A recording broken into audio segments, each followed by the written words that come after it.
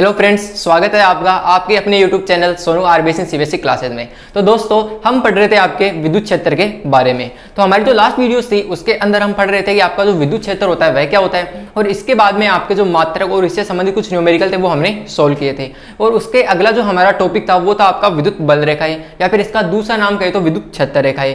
और ये हमने आपके लास्ट वीडियो के अंदर अच्छे से पढ़ा था। आज का जो हमारा टॉपिक है उसके बाद में हमने पढ़ा था आपके विद्युत फ्लक्स के बारे में, लेकिन आज का हमारा जो टॉपिक है वो आपके विद्युत फ्लक्स की बात ही काफी ज्यादा इंपॉर्टेंट होने वाला है। ये आपके एग्जाम की दृष्टि से काफी ज्यादा इंपॉर्टेंट टॉपिक है, क्योंकि इसके अंदर ही हम आपके विद्युत द्विध्रुव आघूर्ण वह भी पढ़ने वाले हैं। और आपके विद्युत द्विध्रुव आघूर्ण से संबंधित 2-3 महत्वपूर्ण स्थितियां होती है जो कि आपके एग्जाम के लिए काफी ज्यादा इंपॉर्टेंट होती है। तो शुरू करते हैं आज का टॉपिक, जो कि है विद्युत द्विध्रुव कि आपका जो विद्युत द्विध्रुव होता है वह क्या होता है। तो इसे समझने का प्रयास करते हैं कि अगर हमारे पास समान परिमाण के व विपरीत आवेशित, समान परिमाण के तथा विपरीत आवेशित मतलब विजातीय आवेश, एक हमारा धनावेश हो और एक हमारा ऋणावेश हो, लेकिन दोनों का परिमाण हमेशा समान होना चाहिए। ठीक है, तो समान परिमाण के विजातीय आवेश अगर एक दूसरे से अल्प दूरी पर रखे हुए हो, तब ऐसी स्थिति में इस प्रकार हमारे पास जो तंत्र या निकाय प्राप्त होता है उसे हम हमारा विद्युत द्विध्रुव कहते हैं। अब ये हमारी जो डेफिनेशन है ये आपको अच्छे से समझ में आ जाएगी जब हम इसका एक डायग्राम बनाते हैं। तो इसे समझना, जैसे कि हमारे पास एक और यहाँ पर तो है हमारे पास -q आवेश, और इस ओर है आपका प्लस का q आवेश। ये दोनों समान परिमाण के आवेश है, बस फर्क इतना है कि ये ऋणावेशित है और ये धनावेशित है। ठीक है, और अगर ये एक दूसरे से अल्प दूरी 2a पर स्थित हो, हम यहाँ पर 2a ही क्यों ले रहे हैं, a क्यों नहीं ले रहे, ये आपको जल्दी समझ में आ जाएगा कि अगर हमारे पास दो समान परिमाण के आवेश लेकिन विजातीय आवेश, एक माइनस और एक धनावेश, अगर अल्प दूरी, अल्प का मतलब बहुत ही कम दूरी 2a पर स्थित हो, तब इस प्रकार ये जो हमारे पास तंत्र प्राप्त होता है, या फिर कह सकते हैं ये जो सिस्टम प्राप्त होता है, ये जो निकाय प्राप्त होता है, इसे हम कहते हैं आपका विद्युत द्विध्रुव। तो ये आपकी परिभाषा हो गई कि आपका जो विद्युत द्विध्रुव होता है वह क्या होता है कि समान परिमाण के दो विजातीय आवेश एक दूसरे से अल्प दूरी पर रखे हुए हो, तो ये जो तंत्र या सिस्टम प्राप्त होता है उसे क्या कहते हैं, आपका विद्युत द्विध्रुव कहलाता है। आपका जो विद्युत द्विध्रुव होता है इसके मध्य में एक पॉइंट होता है, इसे मैं ओ के द्वारा लिख देता हूं। तो ये यहाँ पर जो ओ होगा ये हमारे विद्युत द्विध्रुव का केंद्र कहलाता है। तो विद्युत द्विध्रुव का केंद्र क्या होगा, इन दोनों के मध्य के बीच का जो बिंदु होगा वो क्या होगा, विद्युत द्विध्रुव का केंद्र कहलाएगा। ठीक है, इसके बाद में अगर आपके विद्युत द्विध्रुव से हम कोई दूरी मापते हैं, जैसे कि समझ लेना,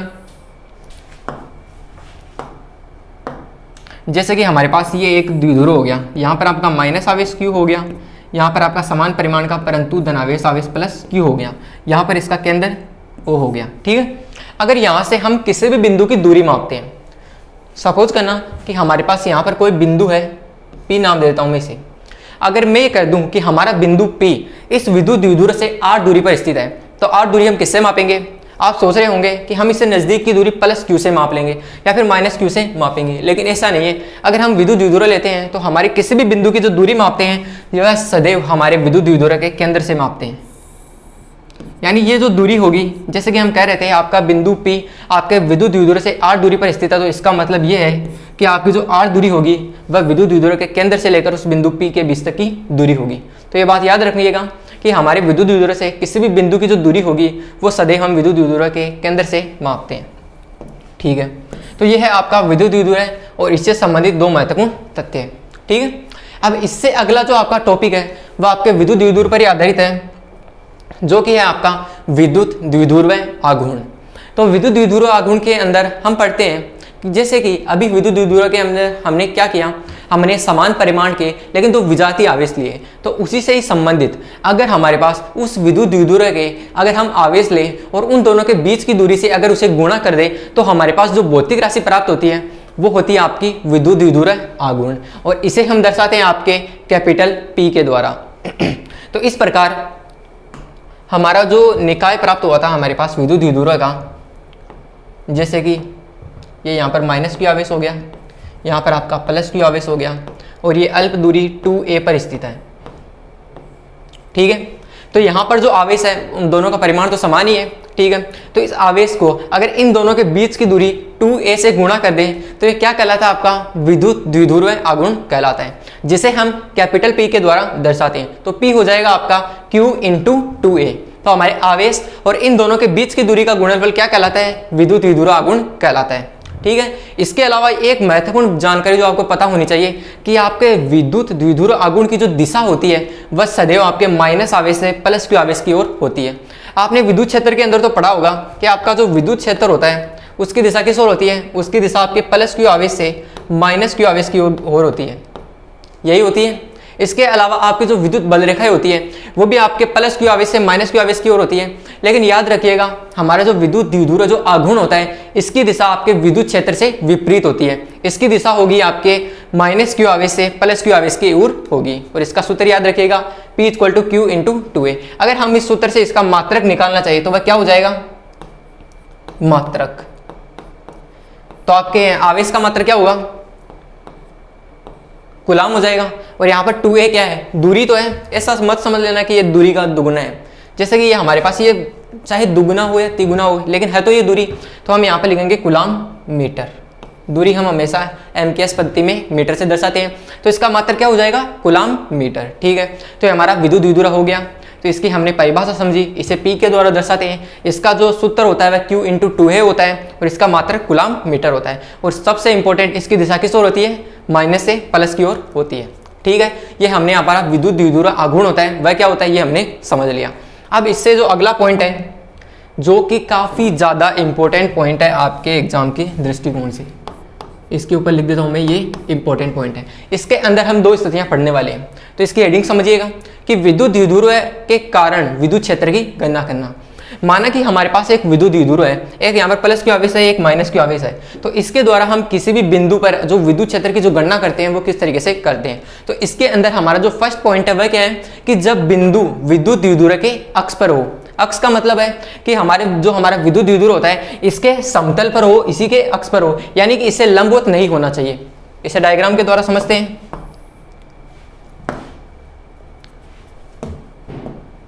जैसे कि मैंने यहां पर आपका एक विद्युत द्विध्रुव बना लिया, ठीक है, यह मैंने आपका एक विद्युत द्विध्रुव बना लिया। आपको दर्शाने के लिए मैं थोड़ा बड़ा बना रहा हूं, वरना इन दोनों आवेशों की दूरी बहुत ही ज्यादा अत्यल्प होती है।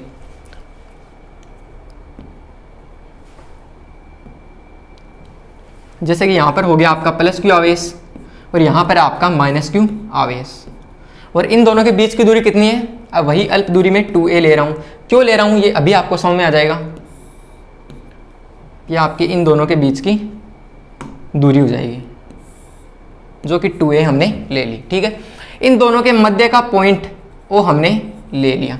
ठीक है, तो इन दोनों के मध्य का पॉइंट O है, तो यहां से हमारी प्लस Q और O के बीच की दूरी कितनी हो जाएगी? A हो जाएगी। इसी प्रकार ये जो दूरी होगी वह भी A हो जाएगी। ठीक है, ये हमने आपकी दूरी इसके अंदर दर्शा दी है। तो हमारी हेडिंग के अनुसार जब बिंदु विद्युत द्विध्रुव के अक्ष पर हो, यानी कि इसी के अक्ष पर हम एक बिंदु लेते हैं, यानी इसी के अक्ष पर एक समतल पर हम एक बिंदु लेते हैं। मान लेते हैं कि हमारा जो बिंदु है वह P है। इसे थोड़ा उसको ले लेते हैं। ठीक है,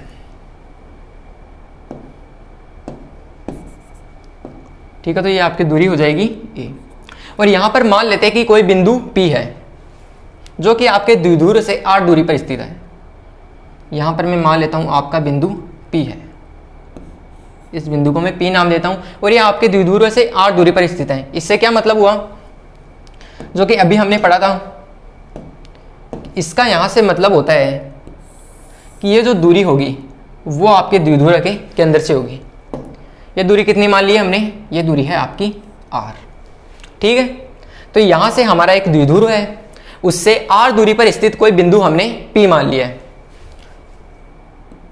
इस रेखा को अगर मैं मिला देता हूं, ठीक है, तो हमारे प्लस Q आवेश के कारण बिंदु P पर जो विद्युत क्षेत्र होगा उसकी दिशा किस ओर होगी? उसकी दिशा किस ओर होगी? तो हम जानते हैं कि आपका एक धनावेश होता है, उसके कारण किसी भी बिंदु पर जो विद्युत क्षेत्र की जो दिशा होती है वह बाहर की ओर होती है। हम यहाँ पर विद्युत क्षेत्र की याद कर रहे हैं, तो हम आपके प्लस Q आवेश के ले लेंगे और एक माइनस Q आवेश के ले लेंगे, और उन दोनों का योग करके हम आपका विद्युत क्षेत्र ज्ञात कर लेंगे आपके विद्युत द्विध्रुव के लिए। ठीक है, तो प्लस Q आवेश के कारण आपका जो विद्युत क्षेत्र की दिशा होगी वह बाहर की ओर होगी, जो कि हम पढ़कर आ चुके हैं। तो इसे मैं ई प्लस क्यू के द्वारा दर्शा देता हूँ, ठीक है।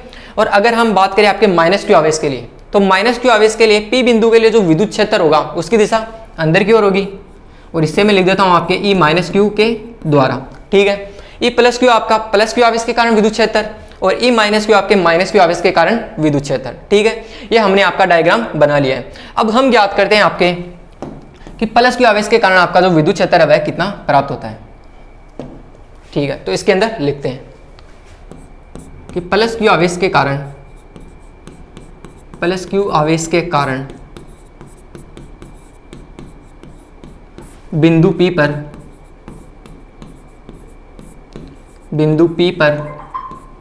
विद्युत क्षेत्र, बिंदु P पर विद्युत क्षेत्र, ठीक है। ये हमने लिख दिया। और इसे हम किसके द्वारा दर्शा रहे हैं? इसे हम E प्लस क्यू के द्वारा दर्शा रहे हैं। तो ये E प्लस क्यू मैंने यहाँ पर लिख दिया, ठीक है। ये मैंने लिख दिया। अब इसका जो फॉर्मूला है वो यहाँ पर अप्लाई करते हैं। तो विद्युत क्षेत्र का फॉर्मूला क्या होता है कि, तो यहाँ पर प्लस क्यू आवेश है तो मैं यहाँ पर प्लस क्यू ले लेता हूँ अपॉन आर स्क्वायर। तो आर स्क्वायर की बात की जाए आपके, तो प्लस क्यू आवेश व पी बिंदु के बीच की दूरी कितनी हो जाएगी, हम यहाँ पर बात करते हैं आपके कि प्लस क्यू आवेश व पी बिंदु के बीच की दूरी कितनी हो जाएगी। तो इस डायग्राम के अनुसार अगर हम देखें तो यहाँ से लेकर यहाँ तक के बीच की दूरी तो हमें पता है आर है, लेकिन हमें ये दूरी ज्ञात करनी है। तो हम इस दूरी के अंदर से ये वाली दूरी अगर घटा दें तो हमारे पास ये दूरी प्राप्त हो जाएगी। तो ये वाली दूरी हमारे पास है आर, तो आर दूरी में से हम क्या घटा देंगे, आपका ए घटा देंगे। तो ए घटाने के बाद में हमारे पास पी बिंदु व प्लस क्यू के बीच की दूरी आ जाएगी। तो ये दूरी हमारे पास कितनी आ जाएगी, आर माइनस ए आ जाएगी क्या। तो इसे मैं लिख देता हूँ आर माइनस ए का स्क्वायर, ठीक है। तो ये आ गई है आपके प्लस क्यू आवेश के कारण बिंदु P पर विद्युत क्षेत्र, जो कि आ गया हमारे पास के Q upon are minus A का स्क्वायर। इसे मैं लिख देता हूँ समीकरण 1, ठीक है। ये मैंने प्लस क्यू आवेश के लिए ज्ञात कर लिया। तो अगर मैं बात करूँ आपके माइनस क्यू आवेश के लिए, इसी प्रकार माइनस क्यू आवेश के कारण, माइनस क्यू आवेश के कारण बिंदु P पर विद्युत क्षेत्र,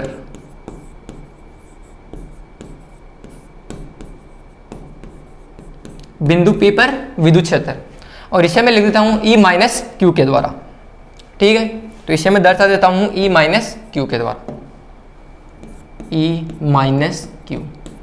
और इसका अगर फॉर्मूला लिखे तो वो क्या हो जाएगा, K माइनस क्यू अपॉन, अब इनकी दूरी की बात करते हैं। तो इस डायग्राम को देखिए, यहाँ पर आपके माइनस क्यू आवेश और बिंदु P के बीच की दूरी कितनी है। तो यहाँ से लेकर यहाँ तक की दूरी तो हमारे पास है R, और इससे आगे की दूरी हमारे पास कितनी है, A है। तो ये अगर हम इन दोनों का योग करें तो क्या हो जाएगा, R प्लस A। तो R प्लस A, तो आपके माइनस क्यू और बिंदु P के बीच की दूरी कितनी हो जाएगी, R प्लस A हो जाएगी, ठीक है। तो यहाँ से हम इसकी दूरी ले लेते हैं R प्लस A का स्क्वायर, ठीक है। ये मैंने दूरी आपकी लिख दी है। और इसे मैं लिख देता हूँ आपका समीकरण नंबर 2, ठीक है। अब ये समझिएगा कि हमने यहाँ पर 2a क्यों लिया था, हमने यहाँ पर a ही क्यों नहीं लिया, यहाँ पे 2a ही क्यों लिया। तो अगर हम बात करें, अगर हम यहाँ पर केवल a लेते तो ये दूरी आपकी a/2 हो जाती, ये आपकी a/2 हो जाती। तो यहाँ पर हम a की जगह यहाँ पर लिखते a/2, यहाँ पर भी हम लिखते एक की जगह लिखते हैं a/2। तो हमारी जो मान आते हैं वो ज़्यादातर हमारे पास दशमलव के अंदर आ जाते हैं, या फिर कह सकते हैं भिन्न के रूप में प्राप्त होते हैं। अगर हम भिन्न के रूप में नहीं मानते, यहाँ पर 2r माइनस ए बट्टे में 2 आता, जो कि स्क्वायर हो रहा आके 4 चला जाता, तो हमारी जो कैलकुलेशन है वो थोड़ी बड़ी हो जाती। तो हमने यहाँ पर पहले से दूरी को मान लिया हमने 2a, जिसके कारण हमारी जो यहाँ पर दूरी है वो केवल हम a ही ले रहे हैं, ठीक है। आपको समझ में आ चुका है। तो अब हम बात करते हैं आपके बिंदु P के लिए कुल विद्युत क्षेत्र, बिंदु P के लिए कुल विद्युत क्षेत्र। लेकिन अगर मैं यहाँ पर बात करूं कि आपका E प्लस क्यू ज़्यादा बड़ा है या E माइनस क्यू ज़्यादा बड़ा है, तो इसे समझने का प्रयास कीजिएगा कि हमें इतना तो पता है कि आपके E प्लस क्यू की दिशा उस ओर है, आपके कह सकता हूँ बाएं ओर है, या और आपके E माइनस क्यू की दिशा दाएं ओर है, यानी इन दोनों की दिशा विपरीत है। तो हम आपके P बिंदु के लिए जो विद्युत क्षेत्र ज्ञात करेंगे, हम किसी एक में से दूसरे को घटाना पड़ेगा, क्योंकि दोनों की दिशा विपरीत है। तो हमें ये देखना है, हम एक बड़ी राशि में से छोटी को घटाएंगे। तो सबसे पहले हमें ये देखना है कि आपका E प्लस क्यू ज़्यादा बड़ा है या E माइनस क्यू ज़्यादा बड़ा है। तो अगर हम इस फॉर्मूले को देखें तो हम देखेंगे कि यहाँ पर के क्यू, यहाँ जो ऊपर का जो मान है वो तो समान है, वो तो समान ही है। लेकिन अगर नीचे की मान की अगर मैं बात करूँ तो वह क्या हो जाएगा, तो वो हमारे पास हो जाएगा क्या कि के Q upon are minus A का स्क्वायर, और यहाँ पर है आर प्लस ए का स्क्वायर। यानी हमारे पास यहाँ पर तो हम कम संख्या में से घटा रहे हैं, के क्यू में हम भाग दे रहे हैं कम संख्या का, यानी आर में से कम संख्या का भाग दे रहे हैं, ठीक है। और यहाँ पर हम के क्यू के अंदर भाग दे रहे हैं आर प्लस ए का, यानी ये बड़ी संख्या है, ये इसे इसकी तुलना में छोटी संख्या हो जाएगी। तो हम किसी छोटी संख्या का किसके अंदर भाग देते हैं तो वह मान बड़ा आ जाएगा, और यहाँ पर सेम मान के अंदर हम बड़ी संख्या का भाग देंगे तो ये छोटा आ जाएगा। तो हमें यहाँ पर ये तो पता लग चुका है कि आपका जो ई प्लस क्यू होगा वह बड़ा होगा। तो हम यहाँ पर लिख देते हैं कि यहाँ पर ई प्लस क्यू बड़ा होगा ई माइनस क्यू की तुलना में, ठीक है। यह मैंने लिख दिया है। अब हम ज्ञात करेंगे आपके बिंदु P के लिए कुल विद्युत क्षेत्र। अतः बिंदु P के लिए कुल विद्युत क्षेत्र, कुल विद्युत क्षेत्र,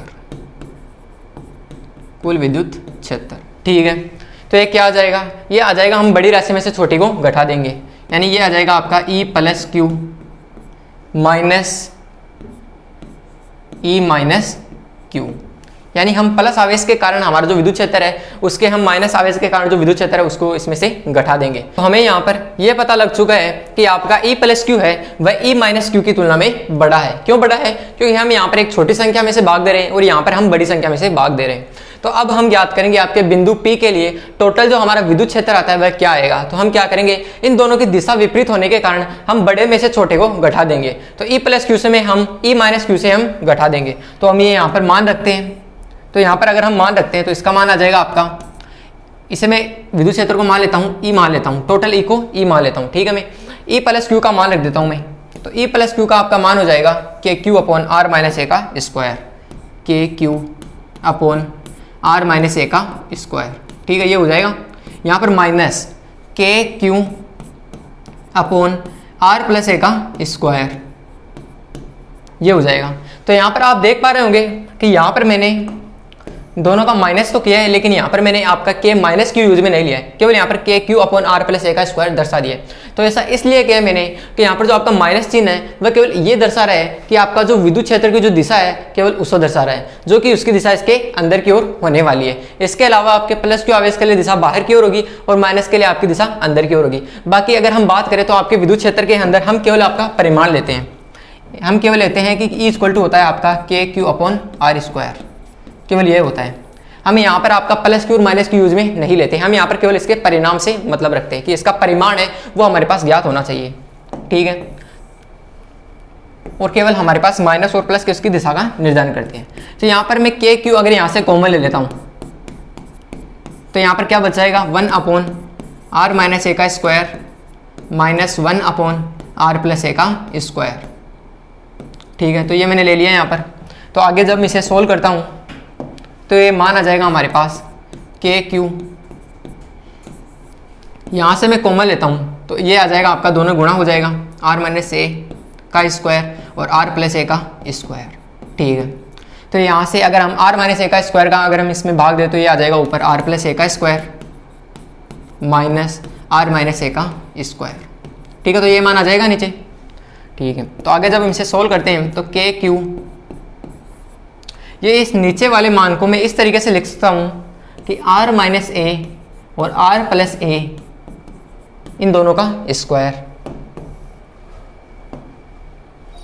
यानी इसे मैं लिख सकता हूँ आपका इन दोनों का एक साथ अगर मैं स्क्वायर दर्शाना चाहूँ तो हम यहाँ पर बड़ा कोष्ठक यूज में ले लेते हैं, ठीक है।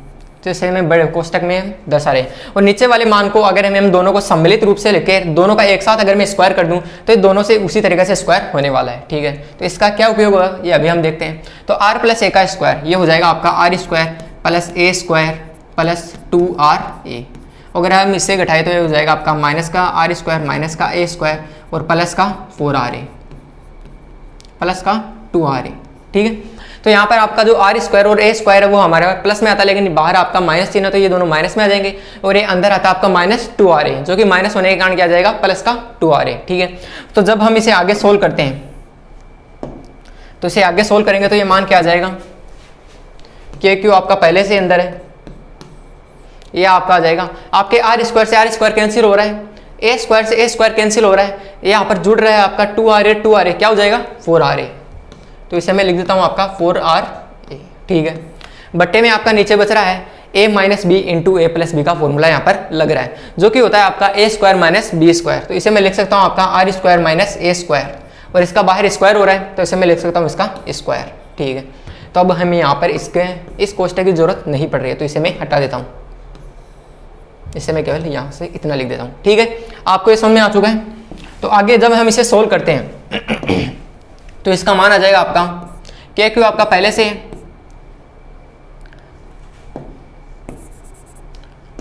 अगर हम आपके डायग्राम की बात करें तो हम जानते हैं कि आपका जो ए होता है, जो हमारे यहाँ पर 2a ले लेते हैं, तो 2a आपकी अल्प दूरी है, जो कि आपके विद्युत दूरी हम जानते हैं कि आपके दो आवेश माइनस क्यू और प्लस क्यू हो तो उनके बीच की दूरी अगर 2 है तो वो हम यहाँ पर मानते हैं आपकी अल्प दूरी होती है। लेकिन हम तो यहाँ पर केवल a ही ले रहे हैं, यानी इसकी भी आधी ले रहे हैं, तो ये तो हमारी अल्प दूरी की भी अल्प दूरी हो जाएगी। और r हम जानते हैं r जो है वह काफ़ी बड़ी दूरी होती है, वो हमारे आवेश से भी काफ़ी बड़ी दूरी होती है। तो यहाँ पर हम जो r होता है उसकी तुलना में हम a को नगण्य मानते हैं, या फिर कह सकते हैं आपका जो r होता है वह a से काफ़ी ज़्यादा बड़ा होता है। यहाँ पर r जो है वह आपके a से काफ़ी ज़्यादा बड़ा होता है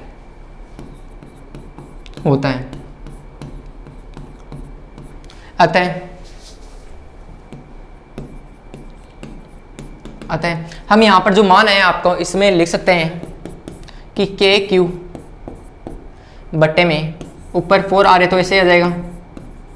यहाँ पर आपका जो R square minus A square है, इसे मैं हमारे आर का मान बड़ा होने के कारण ए को इसकी तुलना में नगण्य मान सकता हूँ, तो इसे मैं केवल आर स्क्वायर ही लिख देता हूँ, और इसका बाहर स्क्वायर हो रहा है यानी इसे मैं R4 लिख सकता हूँ, ठीक है। तो ये मैंने लिख दिया।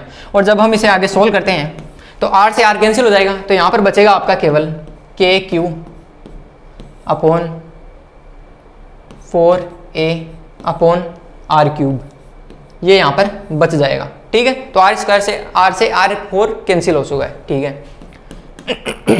तो अगर मैं यहाँ पर आपका विद्युत द्विध्रुव आघूर्ण का अगर फॉर्मूला बना चाहूँ तो बना सकता हूँ, क्योंकि हमारे विद्युत द्विध्रुव आघूर्ण का फॉर्मूला क्या होता है, P equal to Q into 2A होता है। तो मैं यहाँ से बनाना चाहूँ तो कि यहाँ पर से 2 को आपके 4 को मैं 2 गुणा 2 लिख सकता हूँ, तो 2 मैं बाहर ले लेता हूँ, 2K आ जाएगा, अंदर बच जाएगा आपका Q और 2A, इसे मैं ऐसा लिख सकता हूँ, ठीक है। बट्टे में आपका आ रहा है R क्यूब, ठीक है। तो ये मैंने लिख दिया है। तो आगे अगर मैं इसे लिखता हूँ तो ये आपका मान आ जाएगा 2K, ये आपका विद्युत द्विध्रुव आघूर्ण का फॉर्मूला हो जाएगा, इसे मैं P के द्वारा लिख दूँ, ठीक है। तो ये आपका 2KP बट्टे में R क्यूब। ये हमने किसका मान निकाला है, ये हमने आपका मान निकाला है बिंदु P के लिए कुल विद्युत क्षेत्र का। तो इसे E नाम हमने वहाँ पर दर्शाया दिया, तो इसे मैं दर्शा देता हूँ नाम इसका कि E इक्वल टू आ जाएगा हमारे यहाँ पर 2KP बट्टे में R क्यूब। ये होता है आपका अक्ष के लिए विद्युत क्षेत्र, कि हमारे पास एक विद्युत द्विध्रुव के अक्ष पर जो कि हमारे पास कोई बिंदु है P है, जो कि हमारे विद्युत द्विध्रुव से R दूरी पर स्थित है, तो उसके लिए जो विद्युत क्षेत्र होगा वह क्या होगा हमारे पास 2KP अपॉन R क्यूब। अगर मैं इसकी दिशा को दर्शाना चाहूँ, इसे सदिश रूप में दर्शाना चाहूँ, तो क्या दर्शा सकता हूँ कि आपका जो E वेक्टर होगा वह क्या हो जाएगा 2K P के लिए यहाँ पर मैं एक सदिश एकांक सदिश यूज में लूंगा, जो कि मैं लिख देता हूँ आपका P कैप। P आपका आ जाएगा यहाँ पर, P तो आपका यहाँ पर रहेगा, लेकिन P की दिशा को दर्शाने के लिए यहाँ पर मैं P कैप एक एकांक सदिश यूज में लेता हूँ। नीचे आपका आ जाएगा R क्यूब। लेकिन जैसे कि हम जानते हैं कि आपके जो विद्युत क्षेत्र की दिशा होती है वह किस ओर होती है, प्लस से माइनस की ओर होती है। लेकिन हम यहाँ पर बात करें आपके P की, जो विद्युत क्षेत्र हमारा विद्युत द्विध्रुव जो आघूर्ण होता है उसकी दिशा मैंने आपको बताई थी -Q से लेकर +Q तक होती है, यानी कि ये दिशा अलग है और ये दिशा इसकी विपरीत है। यानी कि E की जो दिशा आ गई, यहाँ पर सदिश रूप की बात हो रही है, यह ध्यान में रखिएगा। यहाँ पर आपका माइनस और प्लस चिन्ह जो आपका वजह वैल्यू आपका रखता है, लेकिन अगर हम परिमाण रूप में रखते हैं तो वहाँ पर माइनस और प्लस आपका उतना ज़्यादा वैल्यू नहीं रखता है। लेकिन हमें माइनस और प्लस का आपके अगर हम सदिश रूप लेते हैं तो इसमें काफ़ी ज़्यादा ध्यान देने की जरूरत पड़ती है। तो यहाँ पर आपका जो E की जो दिशा होगी वह क्या हो जाएगी, प्लस से माइनस की ओर, लेकिन आपके P की दिशा माइनस से प्लस की ओर, यानी ये दिशा एक दूसरे के विपरीत है। तो यहाँ पर मैं लगाऊंगा यहाँ पर माइनस, यानी यहाँ पर मैं लिख दूंगा आपका माइनस, तो ये हो जाएगा आपका माइनस का 2kp p cap upon r cube, ये हो जाएगा इसका सदिश रूप। ठीक है, तो ये हमने इसका अदिश रूप निकाला है और ये हमने इसका सदिश रूप निकाला है। तो ये हमने ज्ञात किया है कि आपका एक हमारे पास विद्युत द्विध्रुव आघूर्ण के अक्ष के लिए जो हम किसी बिंदु P के लिए जो कि उससे r दूरी पर स्थित है, तब ऐसी स्थिति में उसका जो हम निकालते हैं आपका विद्युत क्षेत्र, वो किस तरीके से ज्ञात करते हैं। तो ये था पहला टॉपिक जिसके अंदर हमने ज्ञात किया कि आपका विद्युत द्विध्रुव के आघूर्ण के कारण या विद्युत द्विध्रुव के कारण विद्युत क्षेत्र की गणना करना जब बिंदु आपका विद्युत द्विध्रुव के अक्ष पर हो। तो इसका डायग्राम कुछ इस तरीके से बनता है। हमने इसके केंद्र से r दूरी पर आपके किसी बिंदु P के लिए हमें विद्युत क्षेत्र ज्ञात करना है, तो E प्लस Q के द्वारा हम इसका विद्युत क्षेत्र लिखते हैं, माइनस Q के कारण हम इसका विद्युत क्षेत्र रखते हैं। यहाँ पर याद रखिएगा, यहाँ पर हम सदिश यूज में नहीं ले रहे हैं, तो आपके माइनस और प्लस का यहाँ पर उतना ज़्यादा वैल्यू नहीं रखता है। हम जानते हैं कि यहाँ पर आपका E प्लस क्यू और E माइनस क्यू की तुलना में बड़ा है, तो P बिंदु के लिए कुल विद्युत क्षेत्र ज्ञात करने के लिए हम आपके E प्लस क्यू से E माइनस क्यू घटा देते हैं। तो घटाने के बाद में हमारे पास ये मान प्राप्त होता है, जिसे हम विद्युत द्विध्रुव आघूर्ण के रूप में दर्शाने के लिए इसे हम इस तरीके से लिख सकते हैं 2kq 2a upon r cube. इसे हम आपका P विद्युत द्विध्रुव आघूर्ण के रूप में दर्शा दिया है और इसका सदिश रूप लिखते समय E वेक्टर आ जाएगा आपका, और ये हमारा P तो एक अदिश राशि होता है, तो यहाँ पर आपका P कैप हम इसे एकांक सदिश उसमें लेंगे, बट्टे में r क्यूब आ जाएगा। तो यह है आपका विद्युत द्विध्रुव के अक्ष के लिए आपका किसी बिंदु P के लिए आपका विद्युत क्षेत्र। तो आज की वीडियो में इतना ही। मिलते हैं आपसे जल्दी नेक्स्ट क्लास में, जिसमें हम बात करेंगे आपके कि विद्युत द्विध्रुव के निरक्ष के लिए, यानी इस बार तो हमने आपके अक्ष के लिए बात की है। अगला जो टॉपिक होगा उसके लिए हम निरक्ष पर जो हमारी अभिलंब जो रेखा होगी उसके लिए हम आपके विद्युत क्षेत्र की बात करेंगे। Thank you.